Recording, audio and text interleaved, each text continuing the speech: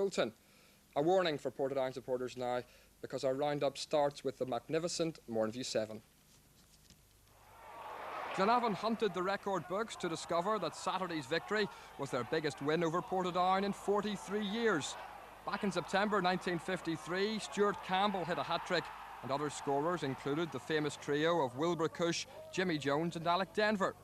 On Saturday, most of the regulars were on the score sheet, but there was a new name as well, West Ham reserve, the debutant Danny Shipp. There was a hint of handball by Lee Docherty just before Glenavon's third. But Shipp paddled past Raymond Byrne and set up Stevie McBride. Glenavon now cruising.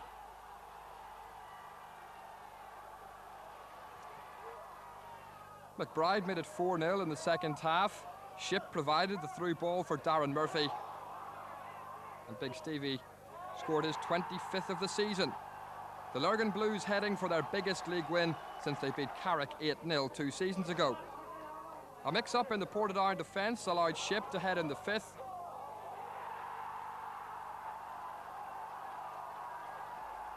McBride's exquisite pass found Murphy, and he squeezed in number 6 thanks to a deflection. It just wasn't Portadown's day, and Ray McCoy ensured sweet revenge for Portadown's midweek derby win. Portadown performed very well in the first match, and we were very disappointed because it's not often you get a chance to play Portadown when they say they have a weekend team. Avon striker Glenn Ferguson is staying at Mourneview Park in the short term at least. On this programme yesterday, Glenn said he definitely wanted to leave the club but would stay until the end of the season. After a meeting with Chairman Adrian Tier and manager Nigel Best last night, the club are confident that he'll now see out a 2-year contract. Talk about drama, it was a soccer storyline which almost defied belief as Glenavon thrashed their arch-rivals Portadown on Saturday. A football fantasy for the Lurgan fans, a hammer horror for the Portadown supporters. But now, after the biggest Mid-Ulster derby win in 40 years, the two sides are currently engaged in a rematch. But the replay isn't being staged here at Shamrock Park, home of the red-faced Portadown. Or here at anything but mournful Mourneview Park in Lurgan, where Glenavon bulged these nets 7 times on Saturday. No, the unlikely venue for the big match is here at Craigavon Senior High School, which appropriately enough is virtually on the halfway line between Mourneview Park and Shamrock Park.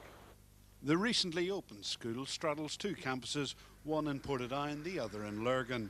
So officials thought an ideal way of bringing the pupils together would be to stage a school play with a soccer theme.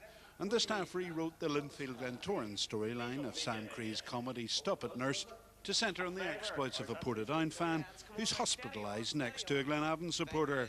But the staff never dreamt the play, which gives a new meaning to the term needle match, would open just days after the massacre of Mourneview Park. Not to mention things like that, yes, well, but you know, there's the general excuses of the weather, the referee, and they didn't have whoever and what. So, I mean, one's as good as the other. The next time it'll be another go. But rehearsals on Monday must have been good crack. Yes, to say there was a bit of a downside to the cast would be putting it mildly. Come on now, Sammy, what about all that stuff about brotherly love? That doesn't include Glenavon scum.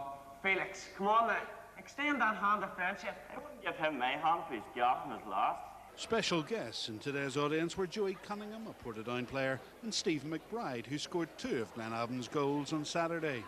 The Glenavon knacker's doing very well and on top and in good form as usual.